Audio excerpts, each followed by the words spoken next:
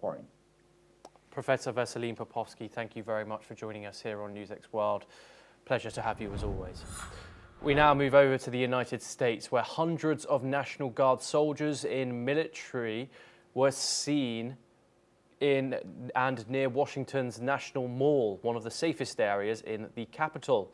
The soldiers are in Washington to assist with a federal crackdown on what President Donald Trump describes as a crime epidemic. However, this claim seems contradicted by the fact that the crime rates have decreased overall in recent years. Meanwhile, the U.S. Defense Headquarters, the Pentagon, is also planning to deploy the military in the Democratic-run Chicago as President Donald Trump pushes for a crackdown on crime, homelessness, and undocumented immigration. Trump said that Chicago is a mess, criticizing the city's mayor as he persisted in his attacks on cities governed by Democratic politicians. Under Washington's Home Rule Act, the president can take control of D.C.'s Metropolitan Police for up to 30 days during an emergency, with an extension requiring approval from both Senate and the House. A bill introduced by RE Republican Andy Biggs seeks to extend this takeover to 6 months and amend the act to apply to all future declared emergencies.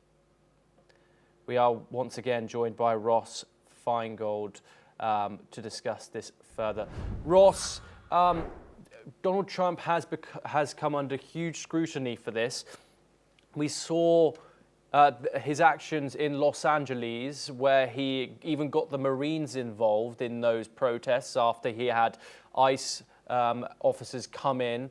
And now we're sort of seeing a repeat of this in Washington. However, it hasn't been to the same extent, and a possible stint for National Guards in Chicago, a city where the crime rate is very high. However, it is another Democrat-run city. Are criticisms of Donald Trump using his powers against cities that politically lean against him, are they correct? Whether or not it's correct, if he wants to do it, he's going to do it. So there's little to stop him from calling out National Guard and using them in this kind of law enforcement role. Even though there's political opposition from Democrats, people will try to sue in courts. But ultimately, it seems that the strategy at the moment is to do this for brief periods of time, such as a month. The base, the Republican Party base, they generally support it. And when the people who oppose it complain, by the time they've complained loud enough or they try to go into court, the deployment is over. So I would expect President Trump and his team to look consider very carefully the possibility of doing this in other cities, because they've learned from their experience in Los Angeles and Washington, D.C., that they can do it, and they could claim that they made more arrests or that crime fell during the time while the deployment was on. So I think President Trump and his team, they actually only see upside in doing this.